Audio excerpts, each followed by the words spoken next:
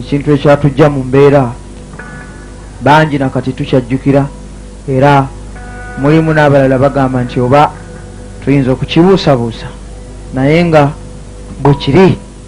Okay, oye Prince Job Paul Kafeero ng'ayogerako eri enkuyanja y'abantu abaali bazze mu kisaawe e Nakivubo okubeera nga beerabira ku kivulu amakula amatendo g'akulaba. Kujjukira kino kye kivulu ekyali kizzeewo okubeerawo bukyanga ekivulu kya munno mu kabi kibeerawo awo mu kisaawe e Nakivubo nga kivulu ky'amaanyi. Tutwala akadde ne tulowooza ku bannaffe abo nga twali tulina ekibiina kye twali tutumye Music Triangle okuva ku olwo yayulika nesigalako enkondo emu bumu, naye nga n'enkondo emu yasigalawo yeebuuza oba bbanga kiri enetwala nga ekyalabwako. Kale bw'atyo ekivulu kino kyayitibwa amatendo g'akulabako. Prince Job Paul Kafeero nga azze n'ekulabako, olwo Lord Fred Sebata ng'azze n'ekibiina kya Matendo Promoted Singers, kati ne babigatta ne bafunamu amatendo g'akulabako. Ekivulu kino kyaliwo nga 21 Septemba 1997.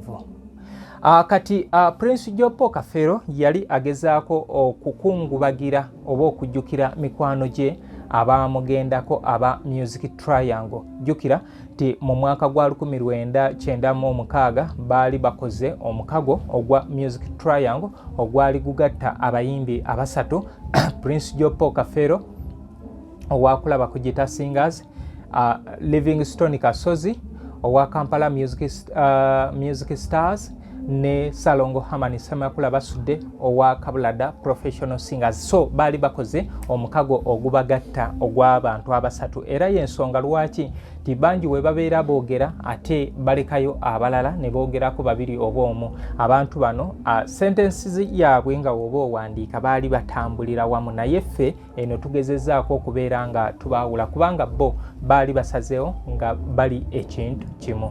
Kyewuunyisa, tokitya, teweesooza, buyinza okukyenkya ne bakugamba nti abaaye gaagano ge gali mu kibuga naye taliiwo, tumusigaza ku ntambi. Ensi bwetyo bwegende tukunguza, naye nga tulina okutwala akadde ne tulowooza ku bantu abo. Nze nabirowoozaako ne binnema endojja, era buli lwemba lojja akaseera ako kannema okugumiikiriza.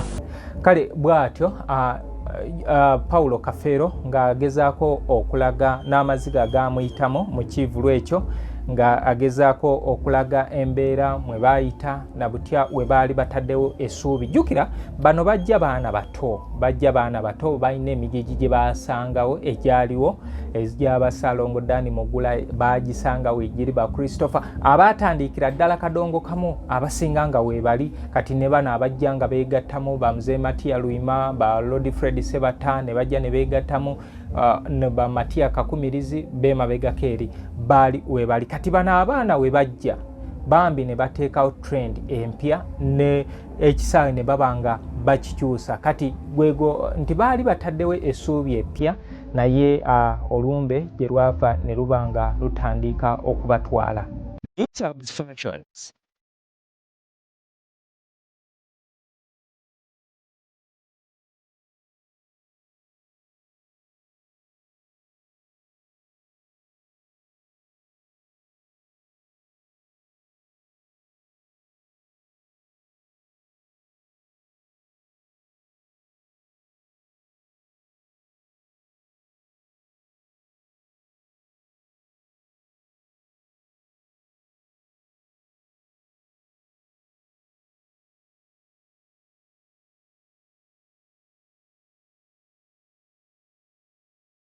Kale okusaanawo kwa Music Triangle yasaanawo nga 11 omwezi ogw'omukaaga 1997 oluvannyuma lwa Salongo Hamani Semakula basudde okufa, naye nga okusaanawo kwatandikira ku Livingstone Kasozi nga 19 omwezi ogw'okutaano 1997 yaziikibwa nga 21 omwezi ogwokutaano wali ekyabbogo mu Buddu. Kale oyo wamala okufa wayitawo ennaku zaali 21 ne Hamani Ssemakula Basudde naye n'agoberera. Kati we mubanga mubadde abantu 3 ekitegeeza nti oba osigaddewo muba mukoze omukago guba guweddewo era bwe gutyo ono wamala okufa ge maziga amayitirivu ge mwalaba Prince Jopo Kafeero ng'akaaba mu lumbe wa Ssaalongo Hamani Ssemakula Basudde kubanga y'empagi gye yali esigazizza eri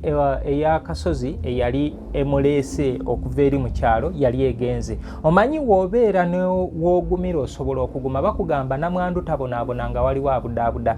Kale noono Prince Jopo Kafeero yali afunye obuvumu nti oba oli asobola okutambula ne Ssaalongo Hamani Ssemakula Basudde naye ate guno omuggo gwe yafuna gwali gwa ku nsingo baamukuba gwa ku nsingo n'aba nga tasobola kudda ngulu era kyamuleetera okubeera nga asooka awummuzaamu ekisaawe kya music era naawo teyasituka nnyo okutuusa ng'akubye omwana w'omuzungu.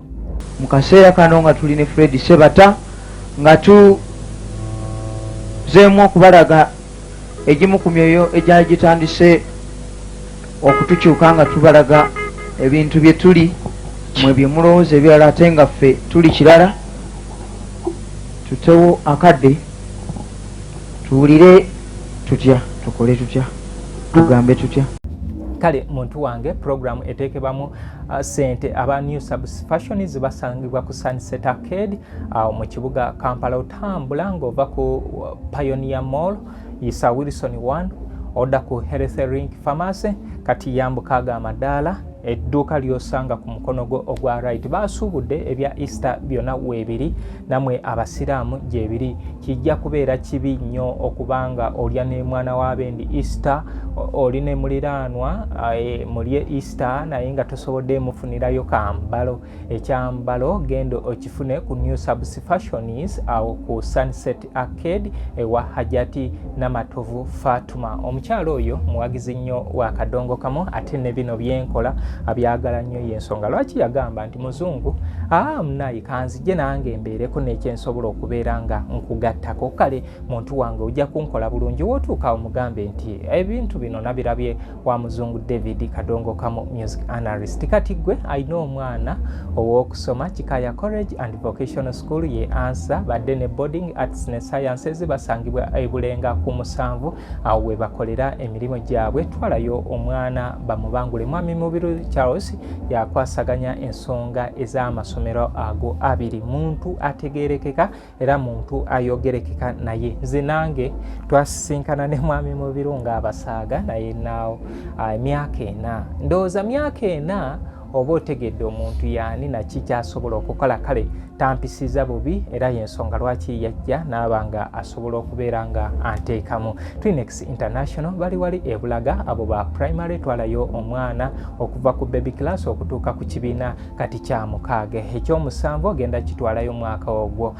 Ne St Michael Educational Center bali Kiwanga Mukono era nabo okuva ku baby class okutuuka ku kyomukaga ekyomusanvu bamaze okuregistaringa. Plan B Records eri Mubende eyo bakwata nyimba. Kati abantu abali mu bendo ly'ebitundu ebyo naawe ali e Kampala osobola okugenda mu Plan B Records n'okwata oluyimba lwo. Gwe yeetaaga ennyimba zino ez'Akadongo Kamu nsanga e Kasubi kubasooka kwa Vula Stage wenkolera emirimu gyange. West Lwanojja oluyimba nduteerako nusu 5 ntandikira ku nnyimba za 15 ku WhatsApp, nduteerako nusu 10 ntandikira ku nnyimba za 15. Enkola ekusingira obwangu gye tukozesa ayina ayagala consultation oba olina kyoyagala. Nze first station kasiteebeerawo ndi mweteefuteefu okubanga nkikolera. Tuli mu Easter weekend genda ku New Subs Fashions ofune ebyambalo eby'abakyala oba banga kiri neetwala nga ekyalabwako.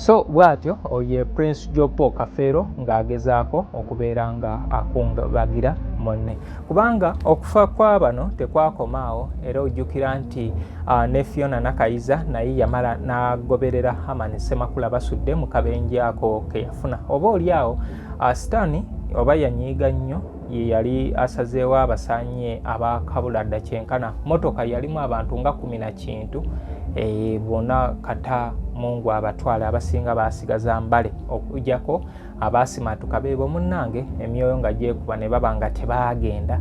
Kale oyo ye Prince Jopo Kafero n'ebigambo ebyo, naye nga nkugambye nti twali ku amatendo gakulabako. Oba oliawo Mukama Katonda waali bampadde omukisa ngenda kujja nkusomese Lord Fred Sebata ajatya okufuuka Lord era afuukirawa, naye nga nebaza oyo buli angoberera mukyala jali yananfuuka awe New York Bob Kabindi Mpiima, gweno oli musajja nnyo ali awo e London, andina mama w'abaana namba ya Harriet okuvaawo eyuko. Ogamba otya tata w'abaana lyatya n'abaana weebala okubanga obakuuma mwami Lule Sebunza e Massachusetts, ogamba otya Makumbi Junior, namwe mwenna abangoberera nti mwebale nnyo, mwebalire ddala temujjangako. Nsaba programu zino musharinge ne bannammwe, oba oliawo naffe tugezeeko okubeera nga tulina etoffaali lyetugatta akadongo kamu. Nze Muzungu David Kadongo Kamu music analyst, leero nkoze ne muto wange Sentamu yali ku kamera. Kyonna ekiba kisobye waba ndabisiza bubi, Sentamu gwe tuba tunoonya, ate wemba ndabise bulungi era Sentamu ebirabo mu bimutuuseeko. Nze Muzungu David Kadongo Kamu music analyst. Kyewuunyisa, tokitya, teweesooza, buyinza okukyenkya ne bakugamba nti abaaye gaagano ge gali mu kibuga naye taliiwo, tumusigaza ku ntambi. Ensi bwetyo bwegende tukunguza, naye nga tulina okutwala akadde ne tulowooza ku bantu abo. Nze nabirowoozaako ne binnema endojja, era buli lwe mba mbalojja akaseera ako kannema okugumiikiriza.